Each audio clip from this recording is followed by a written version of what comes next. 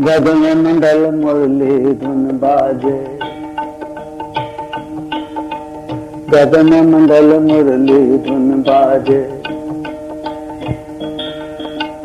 गगन मंडल मुरली धुन बाजे, गगन मंडल मुरली धुन बाजे, गगन मंडल मुरली धुन बाजे, गगन मंडल मुरली धुन बाजे, गगन मंडल मुरली धुन बाजे। इन शब्दों के अर्थों को समझने की आवश्यकता है। हम शास्त्र में पढ़ते हैं कि भगवान कृष्ण वंशी बजाते थे और गोपिकाएं वंशी की ध्वनि सुनकर के उस नाद को श्रवण करके मस्त हो जाती थी। उनका मन सदैव वंशी की धुन सुनने के लिए लालायित बना रहता था। तो इसका अर्थ ये नहीं है कि आज से हजारों वर्ष पूर्व जब भगवान कृष्ण थे तब तो वो अपने भक्तों को वंशी सुनाते थे, किंतु आज के भक्त क्या करें? क्या आज के भक्त भगवान कृष्ण की वंशी सुनने के अधिकारी नहीं हैं? यदि भक्त हैं, यदि आज भी किसी के अंतर में गोपी प्रेम विकसित है, जो स्थिति गोपियों की थी वही स्थिति यदि आज भी किसी भक्त की है तो उसको भगवान कृष्ण की वंशी अपने अंतर में सुनाई देती।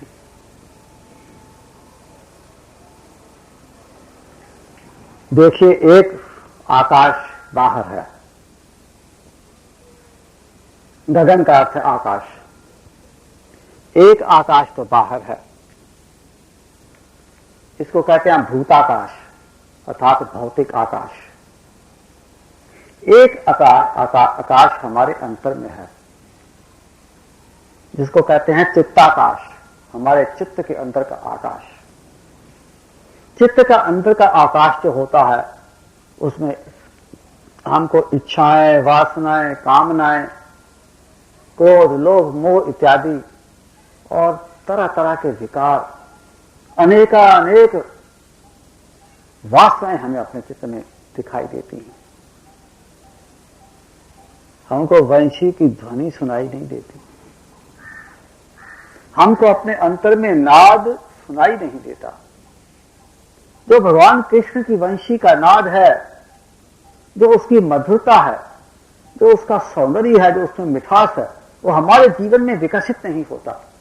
हमारे जीवन के अंदर उसकी मिठास हमको देखने में नहीं मिलती, क्योंकि हमारे अंतर में तो कामनाएं हैं, वासनाएं हैं, इच्छाएं हैं, क्रोध है, लोभ है, कई प्रकार से जगत के अंदर हम आसक्त बने हुए हैं। तो इस प्रकार का जो मलिन चित्त होता है उसके अंदर का आकाश चित्ताकाश कहा जाता है। फिर उस चित्ताकाश के पीछे एक और आकाश है जिसको कहा जाता है चिदाकाश। चित्त अर्थात शक्ति, चित्त और चित्त, यहां पर मैं चित्त नहीं कह रहा, चित्त कह रहा, और चित्त का अर्थ है शक्ति, भगवान की शक्ति, प्रभु की शक्ति।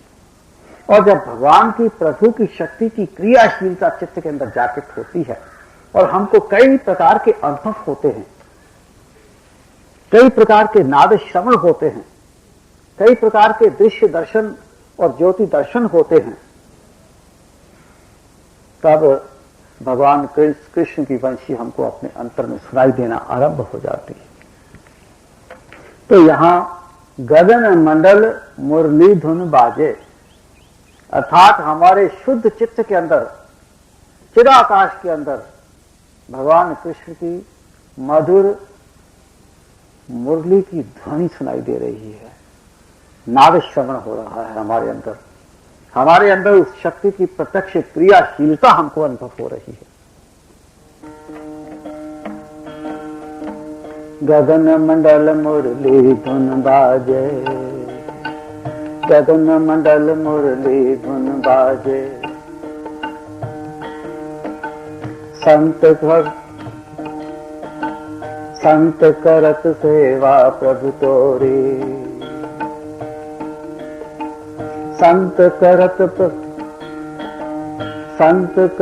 सेवा प्रभु तोरी, संत करत सेवा प्रभु तोरी, संत करत सेवा प्रभु तोरी, गंग जमन जहाँ एका,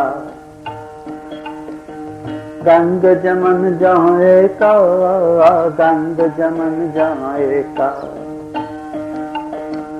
जा सेवा सहजे सुख होई, जा सेवा सहजे सुख होई, जा सेवा सहजे सुख होई, नाद अनाहत जाजे,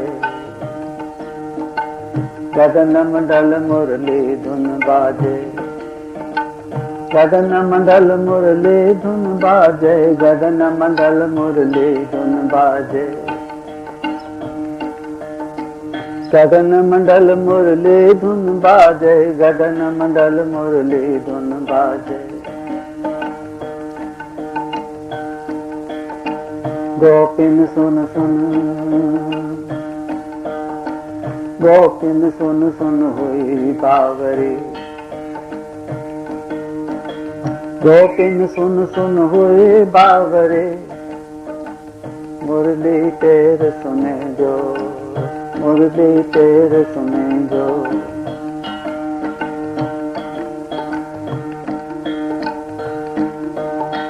गोपी धुन सुन हुई बावरी, मुरली तेर सुने जो, मुरली तेर सुने जो। जा धुन सुन सगले दुख नाथे, जा धुन सुन सगले दुख नाथे, मन की मैल है बाजे, मन की मैल है बाजे, गगन मंडल मुरली धुन बाजे, गगन मंडल मुरली धुन बाजे, गगन मंडल मुरली धुन बाजे। तीर्थ शिवोम गगन में बैठा, तीर्थ शिवोम गगन में बैठा, सुनत रहा धुन प्यारी, तीर्थ शिवोम गगन में बैठा, सुनत रहा धुन प्यारी, सुनत रहा धुन प्यारी। मनवा तो उन मन हुई जावे, मनवा तो उन मन हुई जावे, मनवा तो उन मन हुई जावे, मनवा तो उन मन हुई जावे। सुनत है गाजे बाजे, सुनत है गाजे बाजे, गगन मंडल मुरली धुन बाजे, गगन मंडल मुरली धुन बाजे, गगन मंडल मुरली धुन बाजे, गगन मंडल मुरली धुन बाजे, गगन मंडल मुरली धुन बाजे, गगन मंडल मुरली धुन बाजे, गगन मंडल मुरली धुन बाजे।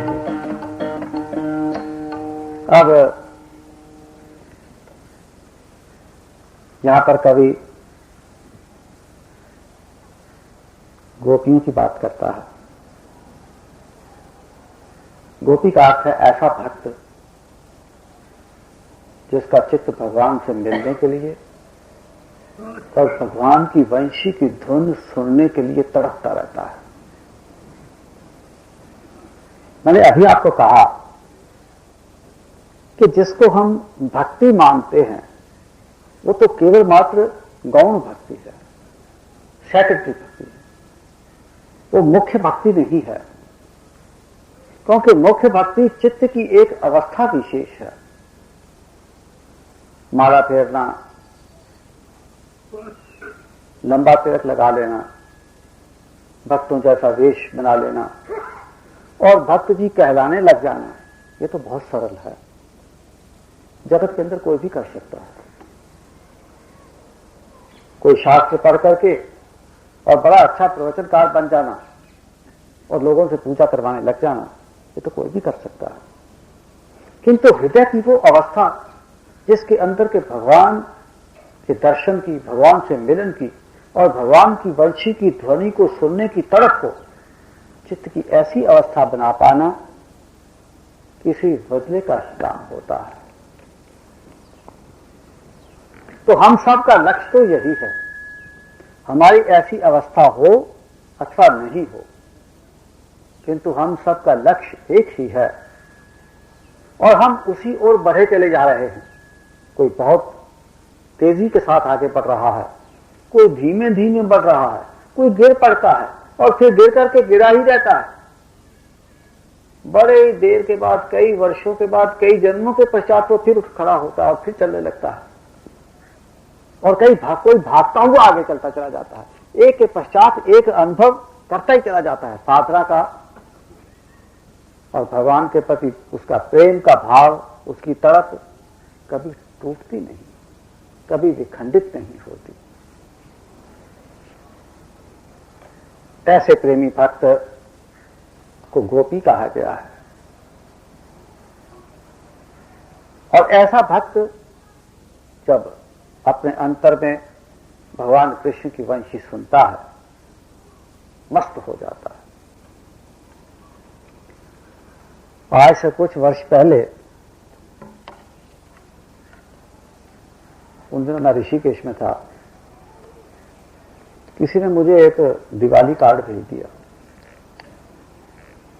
उस दिवाली कार्ड के ऊपर एक मीरा का चित्र था। अब मीरा का चित्र होना तो कोई विशेष बात नहीं, किंतु उस चित्र के अंदर एक विशेष बात यह थी कि मीरा की छाती के ऊपर भी भगवान कृष्ण का फोटो था और मीरा के एक तारे का जो टुंबा है उसके ऊपर भी भगवान कृष्ण का था, भगवान कृष्ण का चित्र था।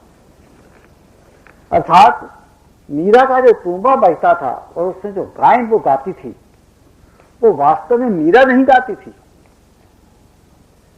वो टुंबे के माध्यम से भगवान कृष्ण की वंशी बजती थी और मीरा के गायन में भगवान कृष्ण की वंशी का गायन प्रकट होता था। मीरा तो केवल मात्र माध्यम थी, वो तो केवल एक इंस्ट्रूमेंट थी जिसके ऊपर की भगवान की शक्ति की क्रियाशीलता, भगवान की कृपा का अनुभव जब भक्त को होता है तो ऐसे भक्त को गोपी कहा जाता है। जब ऐसा भक्त भगवान कृष्ण की वंशी अपने अंतर में श्रवण करता है, उसके चित्त को छोड़ करके सभी दुख भाग जाते हैं, क्योंकि उसके चित्त में जगत के प्रति कोई आसक्ति का भाव तो रहता ही नहीं। जगत में आसक्ति नहीं तो जगत में कोई दुख भी नहीं। दुख का कारण तो आसक्ति है, माया है, अविद्या है। चित्त के अंदर पड़ी हुई जड़ और चित्त की गांठ है, भ्रांति, यह है दुख का कारण। और वंशी के ऊपर जब चित्त एकाग्र हो जाता है, उसको उन्मनी अवस्था कहा गया। मनवा तो उन्मन हुई जावे। उन्मन का अर्थ है ऐसा मन जो मन तो हो किंतु मन नहीं हो, मन होते हुए भी मन नहीं हो। अर्थात मन कृष्ण की वंशी के ऊपर ऐसा एकाग्र हो जाता है कि अपना आप भूल जाता है। मैं भी कुछ हूं, ये जो भाव है कि मैं भी कुछ हूं, ये मैं और कुछ हूं, ये भाव विस्मृत हो जाते हैं। और भगवान कृष्ण की वंशी में मैं और मेरे का भाव उसमें विलीन हो जाता है, तब मैं कृष्ण की वंशी बन जाती है। हम भागवत में सुनते हैं, पढ़ते हैं, भगवान की लीलाओं का वर्णन सुनते हैं कि गोपियां या राधा जी, एक बार राधा जी के मन में अहंकार पैदा हो गया तो भगवान लुप्त हो गए। राधा जी कृष्ण कृष्ण करती हुई वन वन घूमने लगी। उधर कृष्ण जब राधा से वियोग हो गया तो राधा राधा करके वन में घूमने लग गए। तो राधा कृष्ण रूप हो गई और कृष्ण राधा रूप हो गए। ये कथा सुनने में आती है, किंतु इसका जो भाव है वो कितने लोग पकड़ पाते हैं।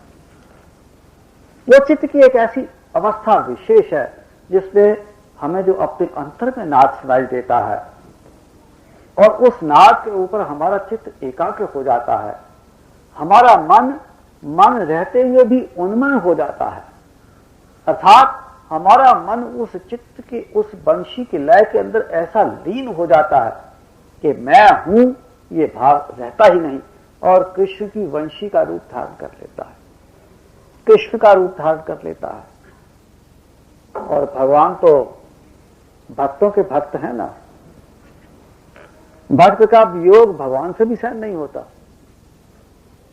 एक बड़ी मजेदार बात है कि यदि भक्त को भगवान का वियोग सहन करने में बहुत हृदय के अंदर पीड़ा होती है, तो भगवान को भी भक्त का वियोग सहन करने में पीड़ा होती है।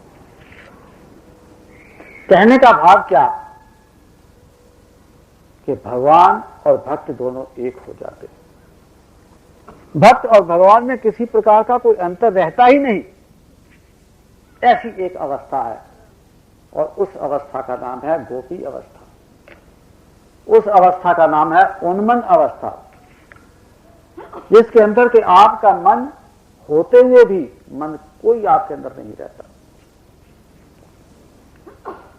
ऐसी अवस्था को प्राप्त करना हम सबका लक्ष्य है और हम उसी ओर बढ़े जा रहे हैं।